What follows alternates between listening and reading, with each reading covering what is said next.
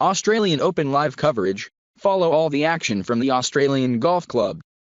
Jordan Spieth will need to bring all of his major winning brilliance to win a third Australian Open this weekend after the defending champion battled through a second straight day and carded an ever par 71. Hoping to use come morning conditions to improve on his overnight score of 1 under, Spieth stalled and couldn't make any ground on the leaders.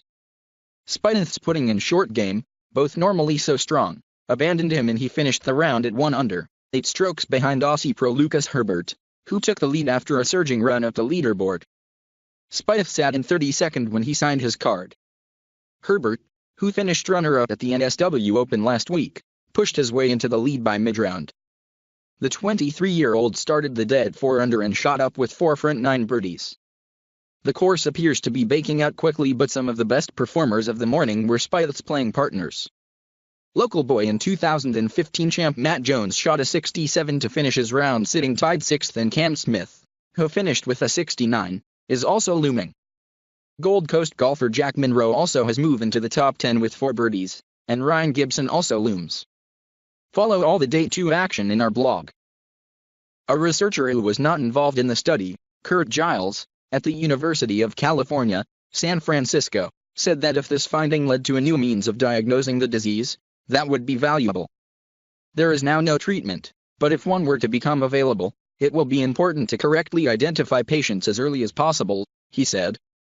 Another researcher, Dr. Lara Manuelides, at Yale University School of Medicine, who questions whether prions cause the disease, said it was plausible that the abnormal proteins could reach the skin, but she doubted that finding them there had any implications for disease transmission. Most cases of Creutzfeldt-Jakob, about 85%, are sporadic, meaning they strike out of the blue in people with no risk factors or family history.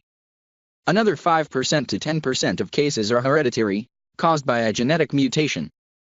Fewer than 1% come from exposure to infected tissue from the brain or nervous system, usually during medical procedures. One form of the disease, called new variant, has been described in Britain and France, in people younger than the usual patients. There were concerns that they might have contracted the disease from eating beef from cows with the related condition bovine spongiform encephalopathy, or mad cow disease, but the link has not been proven.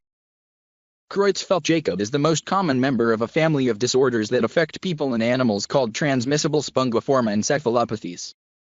The diseases eat holes in the brain, leaving it looking like a sponge, hence the name. The other human ailments include Kuru, fatal familial insomnia, and Gerstmann-Straussler-Schunker disease. In animals, the spongiform disorders include mad cow disease and scrappy in sheep and goats. Another form, chronic wasting disease, is having a devastating effect on wild deer, elk, and moose. It is highly contagious among the animals. The leading theory for the cause of these diseases is that a healthy protein normally found in the body somehow folds into an abnormal shape, a prion, and then sets off a chain reaction in which other normal proteins also misfold, clump together, and cause brain damage.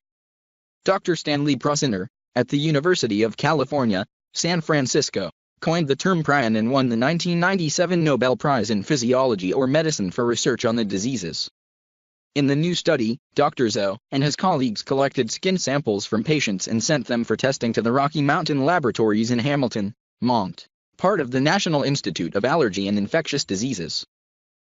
Byron Coggy, a senior investigator at the laboratories, said the scientists wanted to find out whether skin could be used to make a Creutzfeldt-Jakob diagnosis more easily, something he said would be especially helpful in countries where brain biopsies, spinal taps, or autopsies would be difficult or impossible. The researchers used a highly sensitive assay to look for prions in skin samples from 23 patients, including 21 with the sporadic form and 2 with the new variant. They also analyzed skin from 15 people who did not have Creutzfeldt-Jakob, as controls. The assay found prions in all 23 patients and in none of the controls. The researchers also injected brain or skin extracts from 2 patients directly into the brains of mice that were specially developed to be vulnerable to the human disorder. All the animals developed prion diseases, but the skin extracts took much longer to make the animals sick.